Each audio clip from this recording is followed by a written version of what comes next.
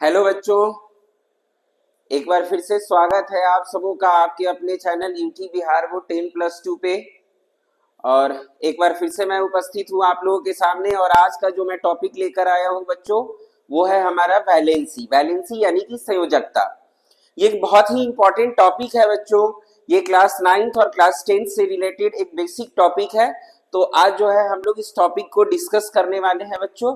मैं आशा करता हूं आप लोगों को जो है संयोजकता आज मैं अच्छे से समझा पाने में सक्षम हो पाऊंगा। तो एक बार पहले मैं रिक्वेस्ट आप लोगों से करना चाहूंगा कि अगर आप लोग चैनल पे नए हैं तो चैनल को एक बार सब्सक्राइब करें, ताकि इस तरह का इंफॉर्मेटिव वीडियो लगातार आप लोगों तक पहुंचता रहे। तो बच्चों, आज का जो मैं टॉपिक लेके आया हूं हमारा संयोजकता यानी कि वैलेंसी। इसको बच्चों हम लोग हिंदी में संयोजकता कहते हैं। तो सबसे पहले बच्चों हम लोग समझते हैं कि संयोजकता होता क्या है। उसके बाद जो है हम लोग संयोजकता जो है अलग अलग तत्वों का निकालना भी इस वीडियो के अंदर सीखेंगे। तो बच्चों, संयोजकता जो है को समझने से पहले थोड़ा सा बच्चों हम लोगों को एक ऑक्टेट ड्यूप्लेट रूल समझना है केमिस्ट्री के अंदर। दूसरा हम लोगों को थोड़ा सा जो है बच्चों संयोजी कक्षा का थोड़ा सा नॉलेज लेना है। और उसके बाद जो है संयोजकता समझना हम लोगों के लिए बहुत आसान हो जाएगा बच्चों। तो अगर हम बच्चों बात करें structure of atom, structure of an atom यानी कि किसी भी परमाणु का अगर हम संरचना देखें बच्चों, तो परमाणु का संरचना कुछ इस प्रकार से होता है बच्चों कि परमाणु के नाभिक में जो होते हैं वो प्रोटॉन प्लस न्यूट्रॉन दोनों होते हैं उपस्थित, और ये नाभिक के भीतर होते हैं बच्चों। और इलेक्ट्रॉन जो है हमारा वो नाभिक के चारों ओर विभिन्न कक्षाओं और उप कक्षाओं में जो है चक्कर लगा रहा होता है। ठीक है बच्चों। और अलग अलग कक्षाओं में जो है इलेक्ट्रॉन का संख्या जो है बच्चों वो अलग अलग होता है। इसका निर्धारण कैसे होता है इसकी चर्चा जो है हमने पिछले वीडियो में किया था। तो परमाणु का अगर हम संरचना देखें तो प्रोटॉन और न्यूट्रॉन हमारा नाभिक में होता है, और इलेक्ट्रॉन इसके चारों तरफ बच्चों अलग अलग कक्षाओं में जो है चक्कर लगा रहे होते हैं। इस प्रकार से अलग अलग कक्षाओं में बच्चे जो है इलेक्ट्रॉन चक्कर लगाते हैं। और किस कक्षा में और किस उपकक्षा में इलेक्ट्रॉनों की संख्या कितनी होगी बच्चों, इसके लिए अलग से जो है मैं एक वीडियो बना दूंगा आप लोगों को। तो हम लोग समझते हैं बच्चों, यहाँ पर संयोजकता को हम लोगों को समझना है तो थोड़ा सा हम लोग समझते हैं। अगर हम परमाणु की संरचना देखें बच्चों, तो परमाणु का जो सबसे बाहरी कक्ष होता है बच्चों, इसको हम लोग वैलेंसी यानी कि हम लोग इसको बच्चों संयोजी कक्ष कहते हैं। संयोजी कक्ष कहते हैं। जो भी परमाणु का सबसे बाह्यतम कक्ष होता है बच्चों, उसको हम लोग संयोजी कक्ष कहते हैं। संयोजी कक्ष में भी इलेक्ट्रॉन उपस्थित होते हैं।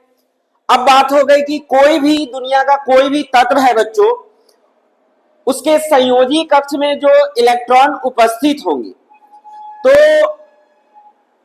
तत्वों का क्या है कि बच्चों वो अपने संयोजी कक्ष में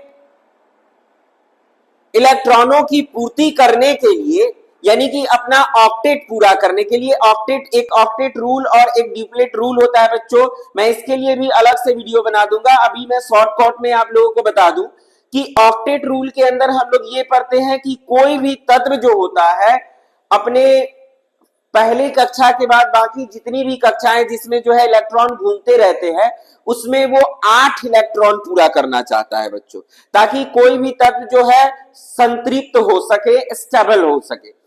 तो इस चक्कर में क्या होता है बच्चों कई बार कि अगर किसी भी तत्व के संयोजी कक्ष में 8 इलेक्ट्रॉन नहीं है, तो वो क्या करता है कि उसको पूरा करने के लिए या तो वो किसी दूसरे तत्व से इलेक्ट्रॉन लेता है, ग्रहण करता है, या अपना इलेक्ट्रॉन दूसरे तत्व को देकर त्याग कर भी जो है संयोजी कक्षा में इलेक्ट्रॉनों की पूर्ति करता है। तो कौन सा तत्व बच्चा कितना इलेक्ट्रॉन किसी को देगा और कौन सा तत्व कितना इलेक्ट्रॉन किसी से लेगा, इस बात का भी निर्धारण इस बात पे होता है बच्चों कि उस तत्व के पास कुल कितने इलेक्ट्रॉन हैं। और प्रत्येक तत्व का बच्चों संयोजी कक्षा में उपस्थित इलेक्ट्रॉनों को त्यागने और किसी दूसरे तत्व से इलेक्ट्रॉन प्राप्त करने की जो सीमा होती है वो निश्चित होती है। उसकी एक अपनी, प्रत्येक तत्व की एक अपनी क्षमता होती है। उस क्षमता के अंतर्गत बच्चे की मैं इतना इलेक्ट्रॉन त्याग सकता हूं, इतना इलेक्ट्रॉन मैं किसी से ले सकता हूं।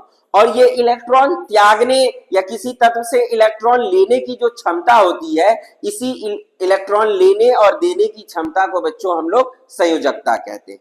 ठीक है, तो कोई भी तत्व अपने संयोजी कक्षा में उपस्थित जो है बच्चों इलेक्ट्रॉनों को ही जो है किसी को देता है या किसी से लेता है। और प्रत्येक तत्व का अपना इलेक्ट्रॉन देने और लेने का एक क्षमता है, और उसी की क्षमता को हम लोग जो है बच्चों इलेक्ट्रॉन त्यागने और इलेक्ट्रॉन प्राप्त करने की क्षमता को हम लोग संयोजकता कहते हैं। अब ये संयोजकता हम लोग कैसे निकालते हैं बच्चों? अब जैसे अगर हम देखें किसी एक पर्टिकुलर तत्व को बच्चों हम लोग ले लेते हैं कि अगर मैं हाइड्रोजन से शुरू करूं, ठीक है बच्चों, तो अगर हम हाइड्रोजन का संरचना अगर बच्चों देखें तो इसके नाभिक में बच्चों प्रोटॉन और न्यूट्रॉन रहेगा और इलेक्ट्रॉन जो है इसके चारों तरफ कक्षा में चक्कर लगाएंगे। चूंकि हाइड्रोजन का परमाणु संख्या 1 होता है, इसका मतलब हुआ बच्चों कि इसके पास कुल जो है इलेक्ट्रॉनों की संख्या 1 होगी और कुल प्रोटॉनों की संख्या भी 1 होगी। तो एक इलेक्ट्रॉन जो है बच्चे इसके राउंड एंड राउंड जो है चक्कर लगा रहे होंगे। परंतु हाइड्रोजन जो है इस प्रयास में रहता है कि इसका जो संयोजी कक्ष है उसका ड्यूप्लेट पूरा हो सके। तो इसके लिए क्या होगा कि इसको जो है बच्चों किसी अन्य तत्व से इलेक्ट्रॉन लेना होगा, और हाइड्रोजन के इस कक्ष में इलेक्ट्रॉन लेने की अपनी एक क्षमता है कि ये एक इलेक्ट्रॉन से बच्चों ज्यादा नहीं ले सकता है। क्यों नहीं ले सकता है? क्योंकि इसके जो सर्वप्रथम कक्ष है जो कि इसका संयोजी कक्ष है बच्चों, इसमें इसको ड्यूप्लेट पूरा करना है। ड्यूप्लेट यानी कि उसके बाह्यतम कक्ष में 2 इलेक्ट्रॉन की पूर्ति करना है, और एक इलेक्ट्रॉन इसके पास ऑलरेडी बच्चों अवेलेबल है, मौजूद है। तो ये क्या करेगा कि ये किसी और तत्व से अपना एक इलेक्ट्रॉन लेने का प्रयास करेगा। तो इसकी इलेक्ट्रॉन लेने की जो क्षमता है बच्चों वो सिर्फ एक इलेक्ट्रॉन लेने की क्षमता है, अर्थात यही इसका क्या हो जाएगा बच्चों? संयोजकता हो जाएगा। यानी ये एक इलेक्ट्रॉन किसी से ले सकता है, तो इसका संयोजकता जो है बच्चों 1 हो गया।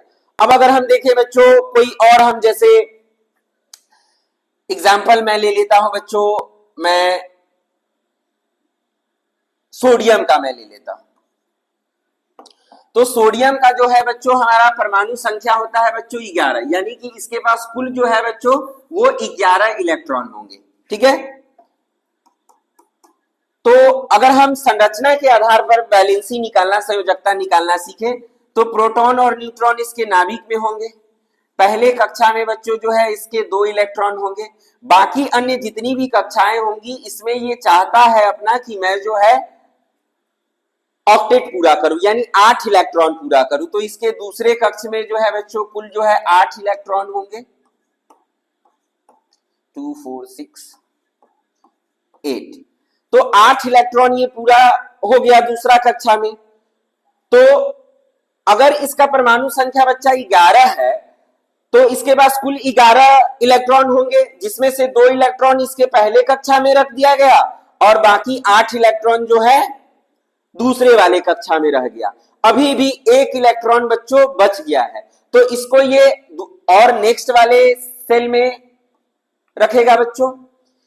तो इसके अगर हम देखें सबसे बाह्यतम कक्षा यानी कि संयोजी कक्ष में जो है बच्चों सोडियम को कुल जो है बच्चों 1 इलेक्ट्रॉन है, परंतु ये ऑक्टेट पूरा करना चाहता है। सबसे बाहर वाला कक्षा में 8 इलेक्ट्रॉन जो है बच्चों पूरा करना चाहता है। तो चूंकि इसके पास कुल 1 ही इलेक्ट्रॉन बच्चों मौजूद है, तो कोई दूसरा तत्व जो है बच्चों इसको 7 इलेक्ट्रॉन देकर इसकी बाह्यतम कक्षा में, संयोजी कक्षा में इलेक्ट्रॉनों की पूर्ति नहीं करेगा। तो इस केस में क्या होगा कि सोडियम जो है अपना 1 इलेक्ट्रॉन किसी को बच्चों देगा। तो जब ये अपना एक इलेक्ट्रॉन देगा, और अगर हम ध्यान से देखें बच्चों, तो सोडियम के इलेक्ट्रॉन को त्यागने की जो क्षमता है बच्चों, वो कुल एक ही इलेक्ट्रॉन का त्याग कर सकता है, क्योंकि इसके संयोजी कक्षा में बच्चों कुल जो है एक इलेक्ट्रॉन। तो इस बेसिस पर इलेक्ट्रॉन जो है त्यागने की क्षमता जो है बच्चों ये सोडियम की, वो एक है। और किसी भी तत्व का इलेक्ट्रॉन को त्यागने और प्राप्त करने की क्षमता को जो है हम लोग संयोजकता करते हैं। तो इस प्रकार से सोडियम का जो हमारा संयोजकता हो जाता है बच्चों, वो एक हो जाता है।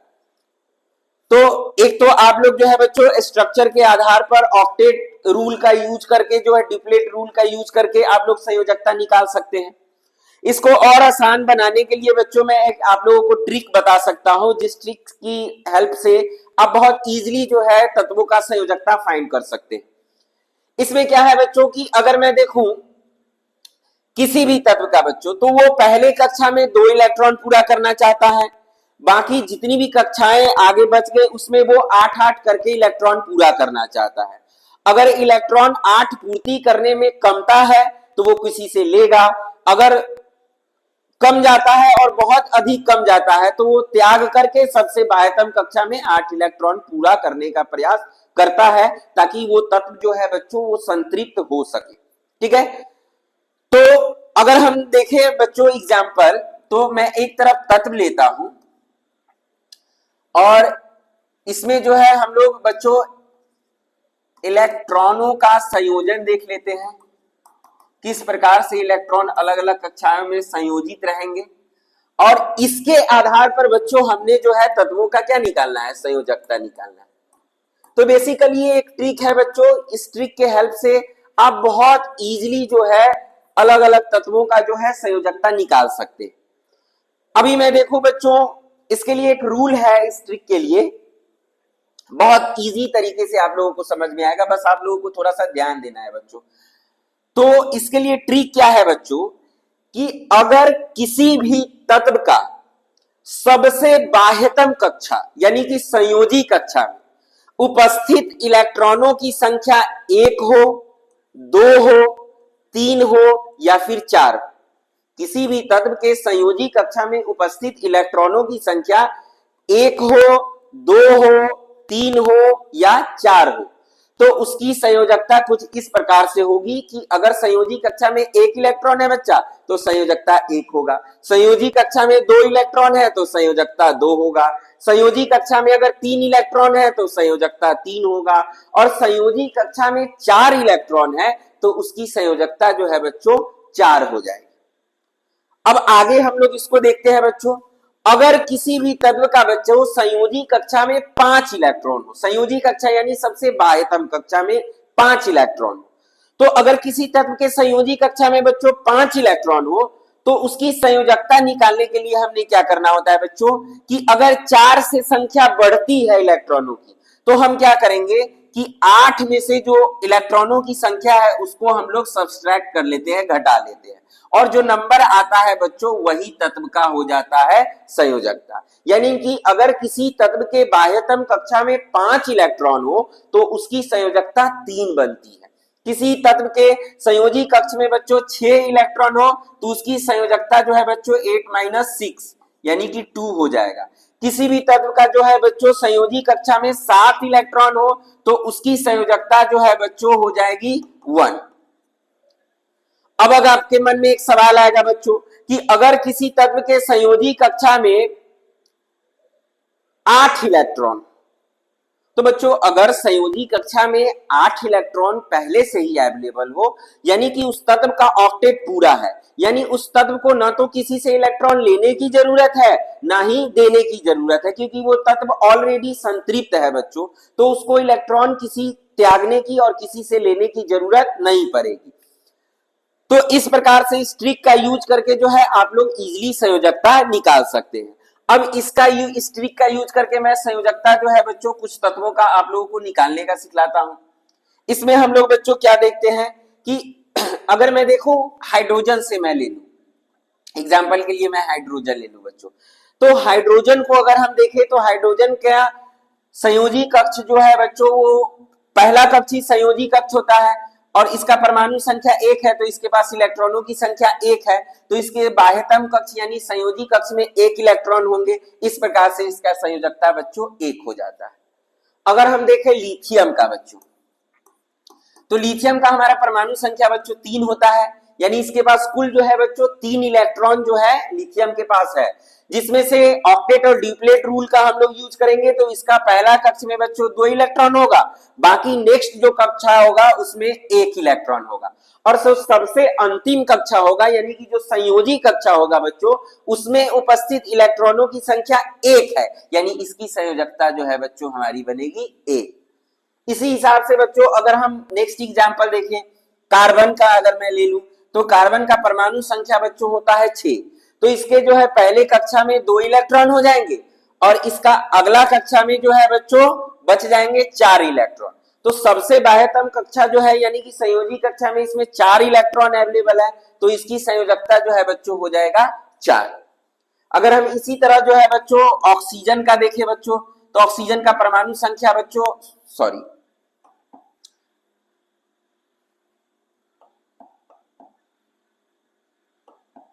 तो ऑक्सीजन का जो है बच्चों हमारा परमाणु संख्या होता है 8, यानी इसके पास कुल जो है बच्चों 8 इलेक्ट्रॉन है, जिसमें सबसे पहले कक्षा में 2 इलेक्ट्रॉन हो जाएंगे, बाकी अंतिम कक्षा यानी संयोजी कक्षा में 6 इलेक्ट्रॉन होंगे।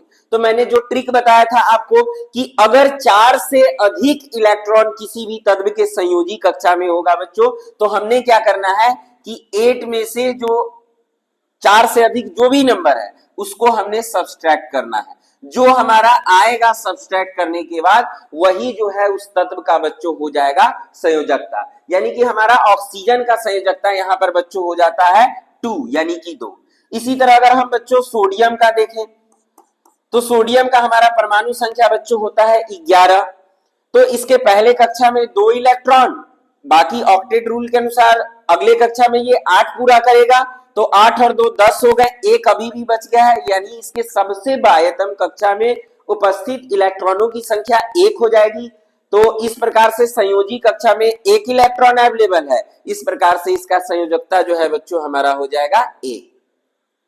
तो आपने देखा कि किस तरह से जो है हम लोग एक बहुत ही साधारण सा ट्रिक का यूज करके इजीली जो है बच्चों मिनटों में हम लोग अलग अलग तत्वों का जो है संयोजकता निकाल सकते हैं। मैं आशा करता हूं आप लोगों को ये वीडियो अच्छे से समझ में आया होगा। अगर आप इसी तरह का इंफॉर्मेटिव वीडियो देखना चाहते हैं तो चैनल को सब्सक्राइब करें, फेसबुक पे जाकर पेज को लाइक करें, ताकि इस तरह का इंफॉर्मेटिव वीडियो लगातार आप लोगों तक पहुंच सके। धन्यवाद।